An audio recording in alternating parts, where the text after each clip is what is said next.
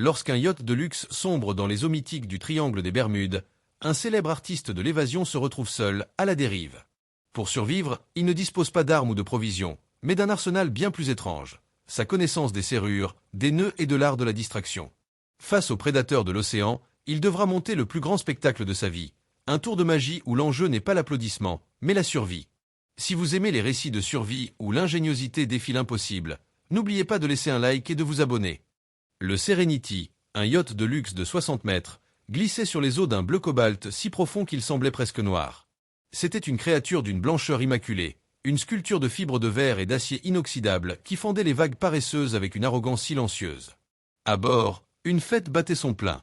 Le champagne coulait à flot, la musique d'un quatuor à cordes se mêlait au rire cristallin des invités, et le soleil des Caraïbes dorait la peau d'une douzaine de millionnaires et de leurs trophées. Au milieu de cette opulence, se tenait un homme qui n'appartenait pas à ce monde, mais qui en était le centre d'attention temporaire. Il se faisait appeler le Grand Alistair. Pour le monde, il était l'un des plus grands illusionnistes et artistes de l'évasion de sa génération, un digne successeur de Houdini. Pour lui-même, il était simplement Alistair Finch, un homme de 52 ans dont le corps commençait à protester contre des décennies de contorsion, d'immersion glaciale et de chute contrôlée. Ses mains, qui pouvaient déjouer une serrure complexe en quelques secondes ou manipuler un jeu de cartes avec une grâce surnaturelle, étaient maintenant marquées de cicatrices et de l'arthrite naissante. Il venait de terminer son spectacle, un mélange de mentalisme et de tours de passe-passe qui avait ravi son public richissime. Le clou du spectacle, comme toujours, avait été un petit numéro d'évasion. Enchaîné et menotté, il avait été enfermé dans une caisse en bois lesté et jeté dans la piscine du yacht, pour en ressortir, souriant et dégoulinant, une minute plus tard, sous les applaudissements polis. Il se tenait maintenant sur le pont arrière, un verre d'eau pétillante à la main, observant l'horizon. Son hôte, un magnate de la technologie nommé Marcus Thorne, s'approcha de lui, un sourire satisfait sur le visage. « Absolument spectaculaire, Alistair. Vous les avez bluffés, dit Thorne. Alors, que pense le grand maître de l'illusion de notre petite excursion? Nous entrons dans le fameux triangle des Bermudes. » Alistair esquissa un sourire poli. « Je pense que c'est une excellente stratégie marketing pour les compagnies de charter, Marcus. Un mythe bien entretenu.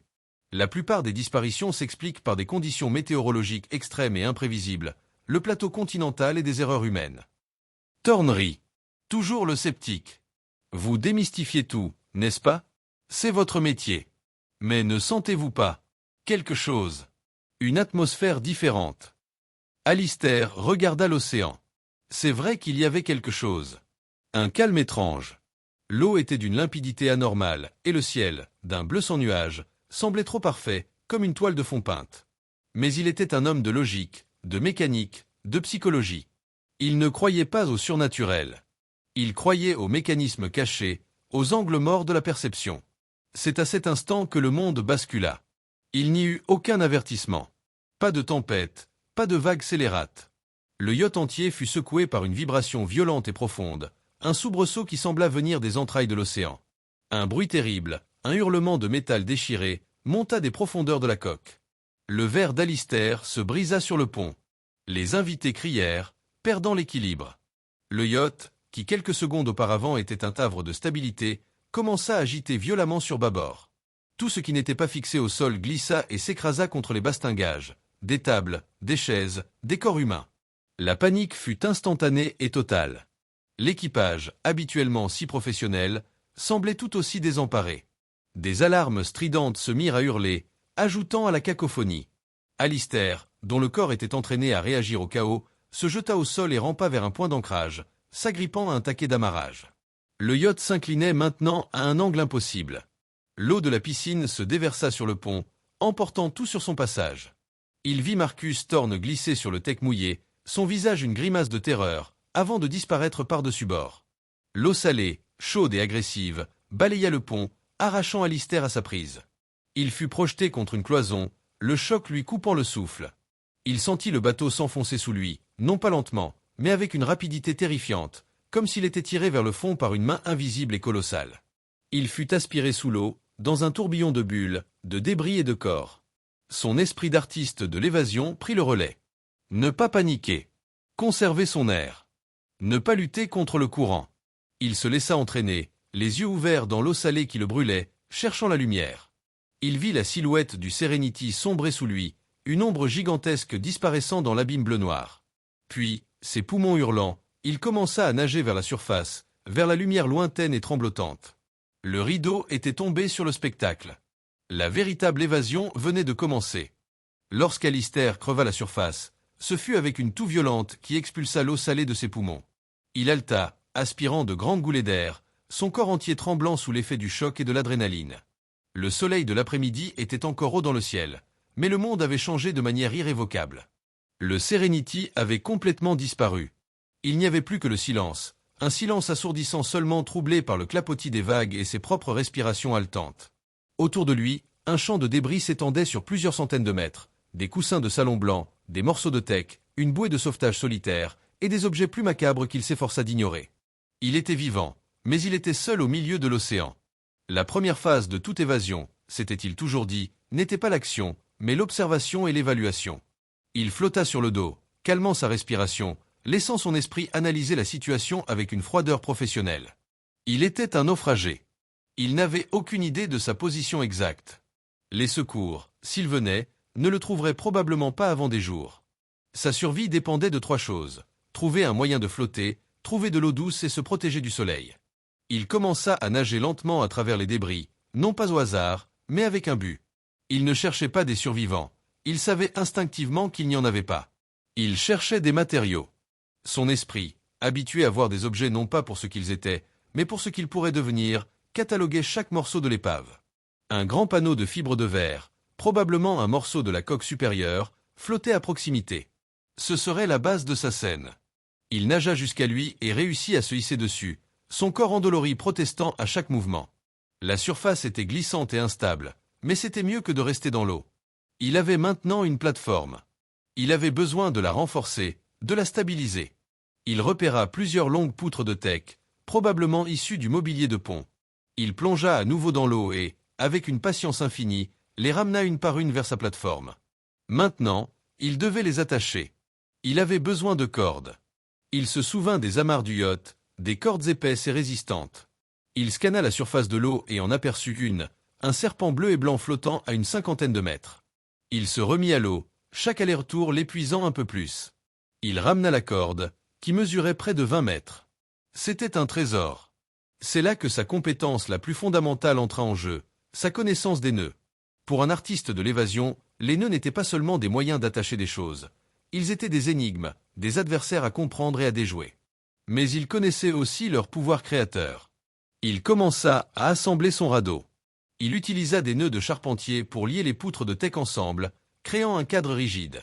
Puis, il utilisa une série de nœuds de bridage complexes pour fixer solidement le panneau de fibre de verre sur ce cadre. Il travailla pendant des heures, ses doigts, habituellement si agiles, gourds et glissants à cause de l'eau salée. Mais sa mémoire musculaire était infaillible. Chaque boucle, chaque torsion, chaque serrage était exécuté avec une précision millimétrée. Il ne créait pas un simple radeau, il construisait une scène, une plateforme de survie conçue pour résister aux caprices de l'océan. Alors que le soleil commençait à descendre, peignant le ciel de couleurs flamboyantes, son radeau était terminé. C'était une structure laide mais solide, d'environ 3 mètres sur 2, suffisamment stable pour qu'il puisse s'y asseoir sans qu'elle ne bascule. Il était épuisé, déshydraté, et sa peau commençait à brûler sous l'effet du soleil et du sel.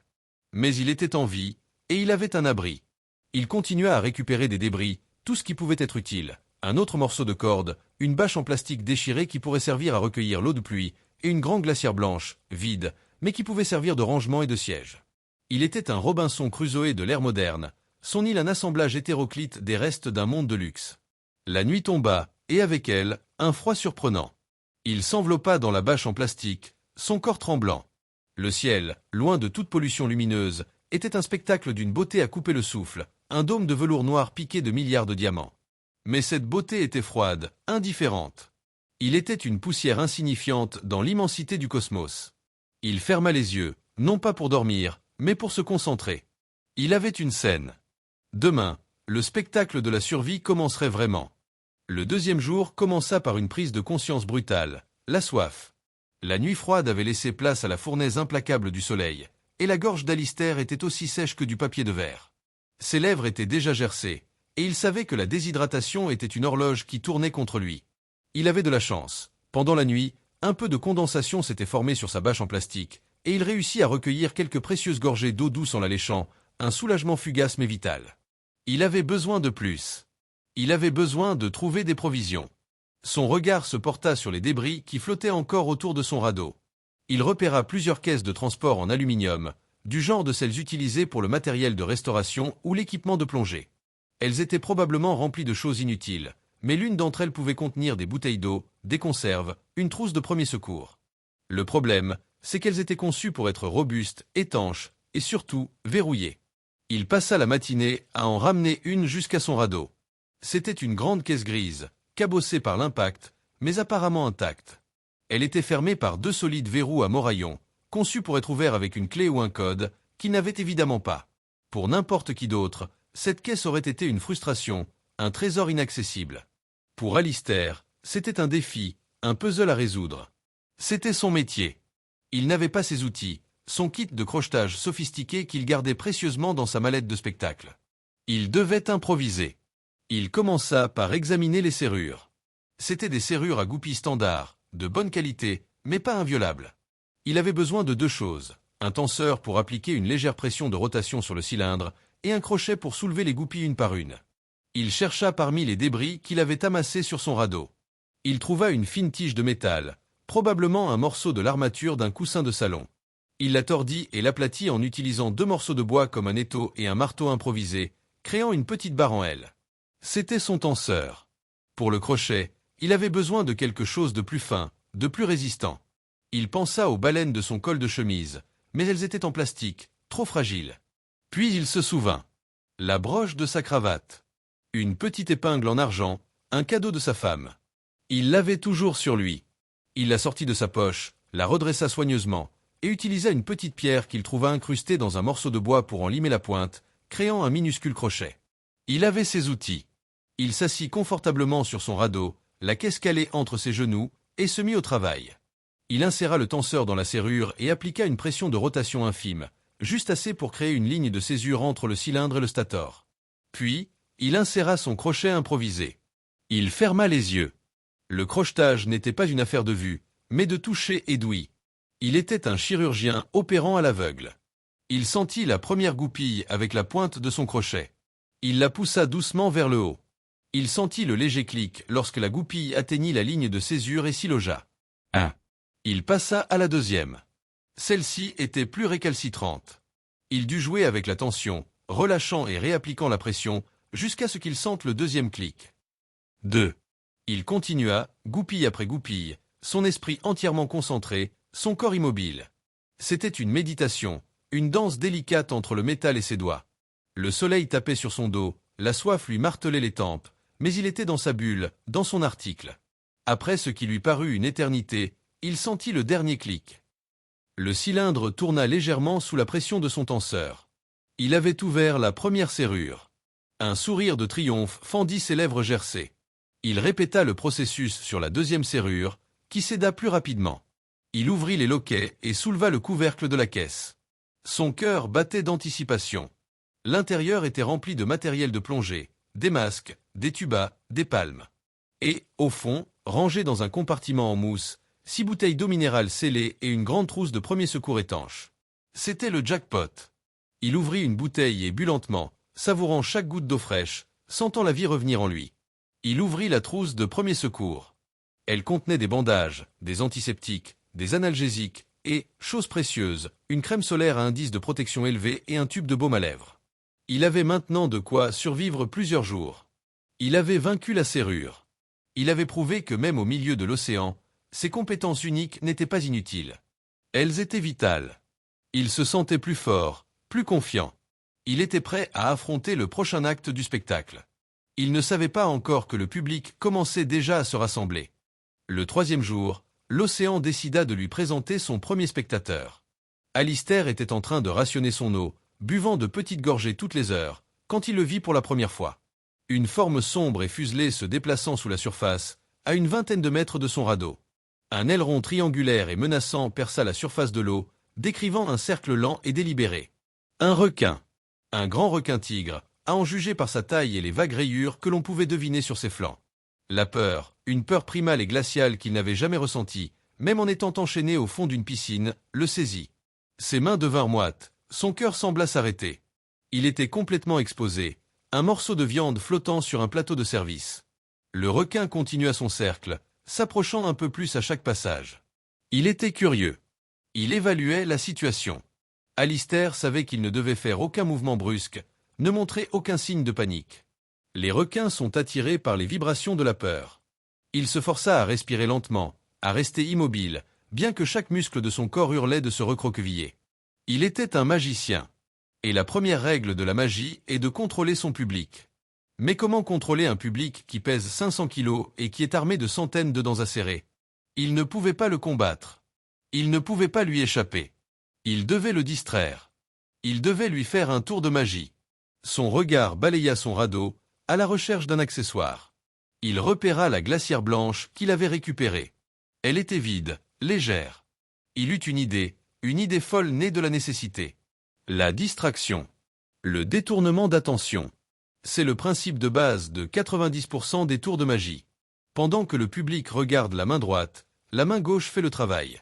Ici, il n'y avait qu'un seul spectateur, mais le principe restait le même. Il devait lui donner quelque chose d'autre à regarder.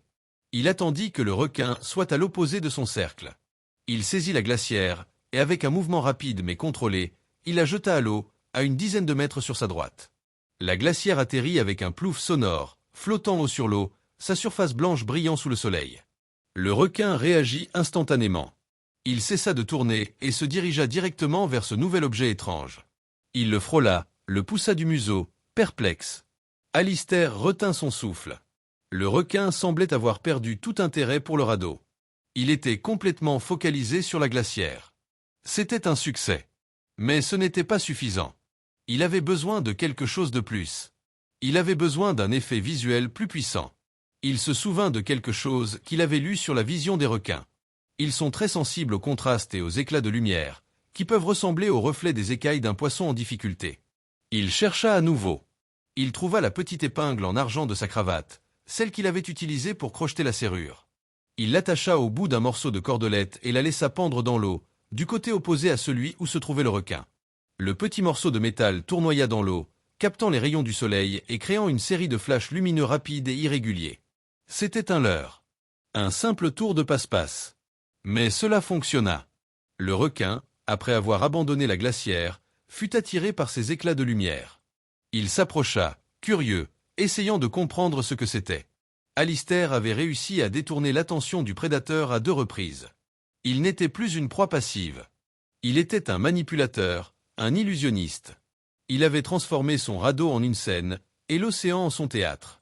Le requin finit par se lasser et disparut dans les profondeurs. Mais Alistair savait qu'il reviendrait, ou que d'autres viendraient.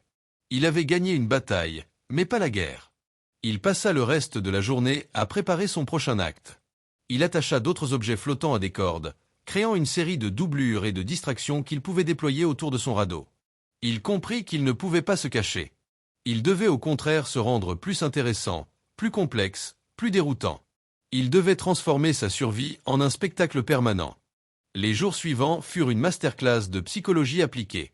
Alistair comprit que sa survie ne dépendait pas de sa force physique, mais de sa capacité à comprendre et à manipuler son public. Et son public, c'étaient les requins. Ils revenaient, parfois seuls, parfois en couple. Des requins tigres, des requins marteaux, et une fois, un grand requin blanc dont la taille lui glaça le sang. Mais la peur initiale avait laissé place à une concentration intense, presque académique.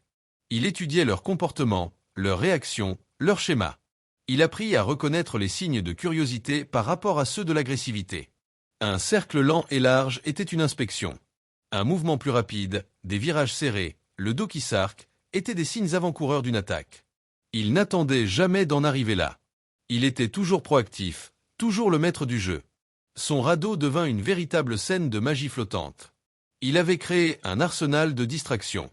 Il avait des leurres visuels, comme son épingle en argent et d'autres morceaux de métal brillant qu'il faisait danser sous la surface. Il avait des leurres sonores. Il frappait sur la coque en fibre de verre de son radeau avec un morceau de bois pour créer des vibrations inhabituelles qui intriguaient les requins et les attiraient loin de lui. Il avait même des leurres de mouvement. Il attachait de grands morceaux de bâche à des cordes et les laissait flotter à distance, créant l'illusion de grandes masses en mouvement qui semblaient plus intéressantes que son petit radeau. C'était un jeu constant de bonneteau océanique. Il déplaçait constamment l'attention des prédateurs d'un point à un autre, ne leur laissant jamais le temps de se concentrer sur la véritable cible. Il appliquait les principes fondamentaux de son article. Le principe de la grande action qui couvre la petite. En créant un splash bruyant à sa droite, il pouvait discrètement ramer avec un morceau de bois pour s'éloigner un peu sur sa gauche. Le principe de la charge informationnelle. En présentant au requin plusieurs stimuli à la fois, un éclat de lumière ici, une vibration là, une grande forme flottante là-bas, il surchargeait leurs sens et les empêchait de prendre une décision claire. Il apprit à lire leur langage corporel avec une précision étonnante. Il pouvait dire à la vitesse de l'aileron si le requin était simplement curieux ou s'il devenait frustré. Il pouvait anticiper sa trajectoire et déployer une distraction sur son chemin avant même qu'il ne s'approche trop près. Il y avait des moments de terreur pure. Une fois, un grand requin-marteau, ignorant ses leurres, frappa violemment le dessous du radeau, le soulevant de l'eau. Alistair fut projeté sur le pont, son cœur s'arrêtant. Mais il ne paniqua pas. Il saisit sa plus grande distraction, un grand panneau de signalisation du yacht qu'il avait récupéré, et le frappa violemment sur la surface de l'eau, créant un bruit et une éclaboussure énorme. Le requin, surpris, s'éloigna. Il avait transformé la peur en une arme. Il n'était plus une proie. Il était un dresseur de fauves, son fouet et sa chaise étant des reflets de lumière et des vibrations. Il se sentait étrangement vivant, plus vivant qu'il ne l'avait été depuis des années sur les scènes du monde entier. Là-bas, l'illusion n'était qu'un divertissement. Ici, c'était la différence entre la vie et la mort. Chaque jour était un nouveau spectacle, chaque requin un nouveau spectateur à convaincre. Et chaque coucher de soleil était un rappel qu'il avait réussi son tour une fois de plus. Alors qu'Alistair maîtrisait l'art de la manipulation des prédateurs, une nouvelle menace, plus grande et plus impersonnelle, se profilait à l'horizon. Le ciel, qui avait été d'un bleu implacable pendant des jours, commença à se couvrir de nuages sombres et menaçants. Le vent, autrefois une brise légère, se leva, devenant plus fort, plus froid. Une tempête approchait. Il sentit le changement dans le comportement de l'océan. La houle, longue et paresseuse, se transforma en vagues plus courtes, plus hachées. Son radeau, qui avait été une plateforme relativement stable, commença à tanguer et à rouler de manière alarmante. Il savait que sa structure improvisée, conçue pour flotter sur une mer calme, ne résisterait pas à la fureur d'une véritable tempête. Il devait la renforcer, la transformer d'une simple scène en une forteresse. C'est là qu'une autre de ses compétences fondamentales, sa maîtrise des nœuds, devint cruciale. Il passa les heures qui précédèrent l'arrivée de la tempête dans une frénésie d'activité. Il récupéra toutes les cordes qu'il avait pu trouver. Il les inspecta, testant leur résistance, cherchant les points de faiblesse. Puis, il commença à tisser. Il ne se contenta pas de renforcer les liaisons existantes. Il créa une nouvelle structure, une toile d'araignée de cordes qui enveloppait tout le radeau. Il utilisa des nœuds de tension, comme le nœud de camionneur, pour serrer les poutres de teck les unes contre les autres avec une force incroyable, éliminant tout jeu. Il utilisa des nœuds de bridage complexes pour répartir la charge sur toute la surface du panneau de fibre de verre, l'empêchant de se briser sous l'impact des vagues. Il créa un réseau de lignes de vie tout autour du radeau, des points d'ancrage auxquels il pourrait s'attacher pour ne pas être balayé par-dessus bord. Chaque nœud était choisi pour une fonction spécifique. Le nœud de chaise pour les boucles de sécurité, le nœud de cabestan pour les amarrages rapides, le nœud de Prusik pour créer des points de friction mobiles sur ses lignes de vie. Ses mains travaillaient avec une vitesse et une précision qui défiaient son épuisement. C'était un langage qu'il connaissait par cœur, un langage de boucles et de tours qui pouvait créer l'ordre à partir du chaos. La tempête frappa avec la violence d'un coup de poing. Le ciel devint noir, et la pluie se mit à tomber, une pluie torrentielle et glaciale. Les vagues devinrent des montagnes d'eau sombre qui se brisaient sur son radeau, menaçant de le submerger à chaque instant. Alistair s'attacha à sa ligne de vie principale, son corps plaqué contre la surface du radeau pour offrir le moins de prise possible au vent et aux vagues. Le bruit était assourdissant, un mélange du hurlement du vent, du fracas des vagues et du grincement de son radeau qui protestait sous la torture. Mais il tenait bon. Les nœuds qu'il avait faits, ces modestes entrelacements de cordes, tenaient bon. Il pouvait sentir la structure travailler sous lui, les cordes se tendant et se relâchant, absorbant l'énergie des vagues, la répartissant à travers toute la structure. C'était une bataille d'ingénierie, une lutte entre la force brute de l'océan et l'intelligence de ses nœuds. Pendant des heures, il endura le déchaînement des éléments. Il fut submergé d'innombrables fois, l'eau glacée lui coupant le souffle. Il perdit une partie de ses précieuses provisions, emporté par une vague plus forte que les autres. Mais il ne lâcha pas prise. Il était une partie du radeau, et le radeau était une partie de lui. Il avait lié son destin à celui de ses nœuds, et il leur faisait confiance. Lorsque la tempête se calma enfin, laissant derrière elle un ciel gris et une mer agitée, Alistair était un homme brisé. Son corps était meurtri, transi de froid, et il était au bout de ses forces. Son radeau avait survécu, mais il était endommagé. Une des poutres de teck s'était fendue, et la structure était moins stable qu'auparavant. Il avait perdu la plupart de ses distractions, leurs emportés par la tempête. Il était plus vulnérable que jamais. Et c'est à ce moment de faiblesse extrême que les requins revinrent. Mais cette fois, ils étaient différents. Ce n'était plus un ou deux curieux. C'était une meute. Une dizaine de requins, principalement des requins de récifs des Caraïbes, plus petits mais plus agressifs, attirés par les vibrations de la tempête ou peut-être par l'odeur de sa propre fatigue. Ils ne tournaient pas. Ils chargeaient. Ils frappaient le radeau, essayant de le faire basculer, leur corps rugueux raclant contre la coque. Alistair savait qu'il ne pourrait pas les distraire un par un. Il était dépassé. Il avait besoin d'un tour final, d'un grand final, d'une illusion si puissante qu'elle pourrait tromper toute la meute en même temps. Il lui restait un seul accessoire de valeur. Un grand morceau de tôle d'aluminium poli, probablement un panneau décoratif de l'intérieur du yacht, qu'il avait réussi à sauver. Il était grand, léger et incroyablement réfléchissant. C'était son miroir de magicien. Il attendit le bon moment, lorsque le soleil perça à travers les nuages, créant une lumière intense. Il saisit le panneau d'aluminium. Son plan était un pari désespéré, un tour de force qui allait soit le sauver, soit le condamner. Il attendit qu'un groupe de requins s'approche d'un côté du radeau. Puis, de l'autre côté, il plongea le panneau dans l'eau et l'orienta pour qu'il capte la lumière du soleil. Il créa un flash sous-marin d'une intensité aveuglante, un mur de lumière pure. En même temps, il frappa le panneau contre la coque du radeau, créant une vibration puissante. L'effet fut spectaculaire. Les requins, surpris et désorientés par cette agression sensorielle, se détournèrent et se dirigèrent vers cette nouvelle menace. C'était le principe de la fausse direction à grande échelle. Il avait créé un monstre de lumière et de son pour attirer l'attention de son public. Pendant que les requins étaient occupés à enquêter sur cette illusion, il utilisa un morceau de bois plat comme une pagaie et commença à ramer désespérément dans la direction opposée, s'éloignant silencieusement. Il répéta le tour plusieurs fois, créant des diversions de plus en plus loin de son radeau, se donnant à chaque fois quelques précieuses minutes pour s'éloigner. C'était le spectacle le plus épuisant de sa vie, un ballet mortel de lumière, de son et de mouvement. Il n'était plus seulement un illusionniste, il était le metteur en scène, l'éclairagiste et l'acteur principal de sa propre survie. Il rama pendant des heures, jusqu'à ce que ses bras ne soient plus que des masses de douleur inutiles. Il avait réussi à distancer la meute de requins, mais il était maintenant complètement à la dérive, sans plus aucune force pour se diriger ou se défendre. Il s'allongea sur son radeau endommagé, à la merci de l'océan, et attendit. Il dériva pendant un jour, puis deux, perdant la notion du temps, oscillant entre des moments de conscience et des périodes de sommeil agité. Il était au bout de ses ressources physiques et mentales. Il avait joué tous ses tours. Il n'y avait plus de spectacle à donner. Il fut réveillé par un son qu'il n'avait pas entendu depuis une éternité. Le bruit d'un moteur. Pas le sien, mais un bruit plus puissant, plus régulier. Il ouvrit les yeux, ses paupières collées par le sel, et vit une forme à l'horizon. Un bateau. Un garde-côte. Il était trop faible pour crier, trop faible pour agiter les bras. Il ne pouvait que regarder, espérant contre tout espoir qu'il le voie. Le bateau se rapprocha, et il entendit des voix, des cris. Il l'avait vu. Le soulagement fut si intense qu'il faillit perdre connaissance. Les sauveteurs qui le hissèrent à bord n'en croyaient pas leurs yeux.